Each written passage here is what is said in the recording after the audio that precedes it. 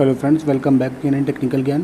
Friends, technical Gyan में आज बात करेंगे अर्थ और न्यूट्रल के बीच में कितना वोल्टेज होना चाहिए।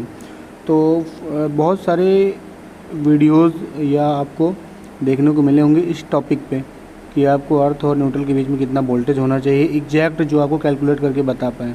यूजुअली थ्योरीज़ क्या कहती हैं इस टॉपिक पे वो भी मैं बताऊँगा। लेकिन अगर आपका न्यूट्रल और अर्थ के बीच में पोटेंशियल यानी वोल्टेज ज़्यादा आ रहा है तो वो कैसे पता करेंगे। पहली बात तो ये है कि ग्राउंडिंग और अर्थिंग के बीच में क्या अंतर है, ये हमें पता होना चाहिए। ग्राउंडिंग हमेशा ट्रांसफार्मर का जैसे न्यूट्रल होता है वो ग्राउंड होता है, और अर्थिंग हमारा होता है कि जो हमारा कोई इक्विपमेंट होता है वो हमारा अर्थिंग होता है। अगर हम उसकी बॉडी को अर्थ करते हैं तो वो उसका अर्थिंग होता है। अब अगर बात करते हैं जो हमारा टॉपिक है कि न्यूट्रल और अर्थिंग के बीच में कितना पोटेंशियल होना चाहिए, तो हम पहले चेक करते हैं कि हमारे घर में सपोज़ कोई बोर्ड है, उस पर हम एक फेस को, एक लीड को हम न्यूट्रल पे दूसरा अर्थ पे करके चेक करते हैं तो कितना वोल्टेज आएगा। पहले हम अगर उस पर करेंगे तो 0 आएगा। लेकिन अगर किसी भी परिस्थिति में पोटेंशियल आपका ज़्यादा आ रहा है, 3 आ रहा है, 4 आ रहा है, 5 आ रहा है या 10 वोल्ट आ रहे हैं, 10 के बाद 60 वोल्टेज आ रहे हैं, 100 वोल्टेज आ रहे हैं, तो सेफ वोल्टेज क्या है, मीन्स न्यूट्रल और अर्थ के बीच में जो सेफ वोल्टेज है वो कितना होना चाहिए, 0 होना चाहिए या 3 होना चाहिए। यूजुअली फ्रेंड्स 0 से 3 वोल्ट सेफ वोल्टेज माना जाता है न्यूट्रल और अर्थ के बीच में जो वोल्टेज है, जो स्टैंडर्ड है कि अगर आपका कोई भी सर्किट है, जो सर्किट हेल्दी है, उसमें अगर वोल्टेज आपका 0 से 3 वोल्ट आ रहा है तो उसे हेल्दी माना जाएगा। उससे अगर ज़्यादा वोल्टेज आ रहा है उसमें आपके किसी भी सर्किट में, जैसे आपने अपने घर के किसी बोर्ड में चेक किया न्यूट्रल टू अर्थ, जब आप न्यूट्रल टू अर्थ चेक करेंगे तो आपको 3 वोल्ट, 0 वोल्ट, 2 वोल्ट, 3 वोल्ट ऐसे आना चाहिए, 5 वोल्ट आना चाहिए मैक्सिमम। 0 to 3 वोल्ट वैसे एक्सेप्टेबल है, मींस अगर 10 वोल्ट भी हो रहा है तो इसका मतलब आपके सर्किट में कुछ प्रॉब्लम है। तो इसके लिए क्या रीज़न हो सकते हैं ज़्यादा वोल्टेज आने की इस सर्किट में, वो आपको बताएंगे आज। सपोज़ हम किसी सर्किट में चेक करते हैं तो 50 वोल्टेज आ रहा है जैसा कि पिक्चर में दिख रहा है, बट होगा क्या, उससे 50 वोल्ट आने के कुछ रीजन्स होते हैं। तो वो रीज़न आज आपको बताते हैं कि वो रीज़न क्या है। सपोज़ हमने कोई सर्किट लिया है, उस सर्किट का हम वोल्टेज चेक करते हैं। वोल्टेज चेक करने से हमें ये आइडिया हो जाएगा कि हमारा अनवांटेड पोटेंशियल या वोल्टेज, जो ज़्यादा वोल्टेज हमारा सर्किट पर रिसीव हो रहा है न्यूट्रल और अर्थ के बीच में, वो कहाँ से आया। उस सर्किट को चेक करने से हमें तुरंत पता चल जाएगा। तो कुछ रीजन्स हैं, 2-3 रीजन है, वो मैं आपको डिक्टेट करता हूँ, नरेट करके बताता हूँ। तो पहला रीजन है कि कोई हमारा इलेक्ट्रिकल डिवाइस है, सपोज़ कोई सॉकेट है या इलेक्ट्रिकल डिवाइस है, फ़ैन है, फ़ैन को सप्लाई जा रही है लाइट को, तो हो सकता है कि उसका सॉकेट कहीं बर्न हो गया हो, बर्न होने के बाद वो पोटेंशियल न्यूट्रल के साथ टच कर रहा हो या बॉडी के साथ टच कर रहा हो। तो जब हम उसको चेक करेंगे, उसके न्यूट्रल और अर्थ के बीच में पोटेंशियल चेक करेंगे, तो होगा क्या, हमें वोल्टेज या वैल्यू उसकी ज़्यादा आएगी।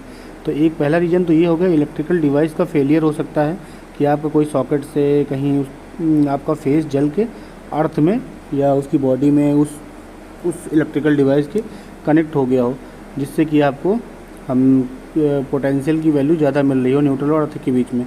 ये जो आपके घर में सप्लाई होती है, ये सबसे पहले इस कंडीशन में आपको चेक करना पड़ेगा किसी भी एसेट का इलेक्ट्रिकल फेलियर तो नहीं हुआ है, इससे भी आपकी वैल्यू बढ़ जाएगी।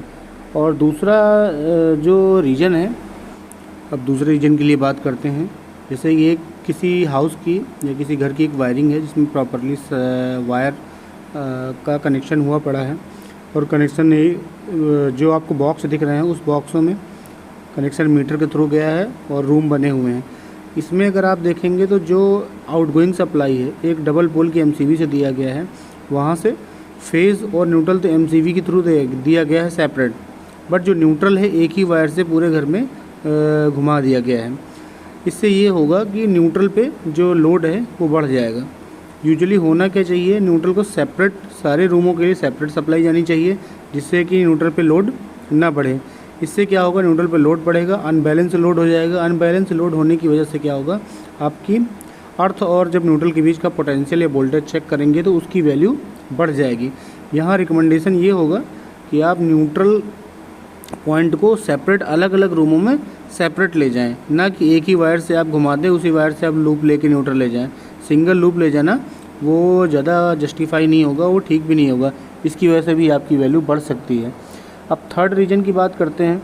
जब भी हम कभी भी किसी भी न्यूट्रल को मल्टीपल पॉइंट पे या किसी बस बार से कनेक्ट करते हैं तो उसमें हम करते क्या हैं, यूजुअली सारे सप्लाई एक जगह कर देते हैं, एक ही पॉइंट पे कर देते हैं। एक पॉइंट पे करने से क्या होता है, हम उसको थिम्बल करते चले जाते हैं तो उसमें क्या हीटिंग होती है।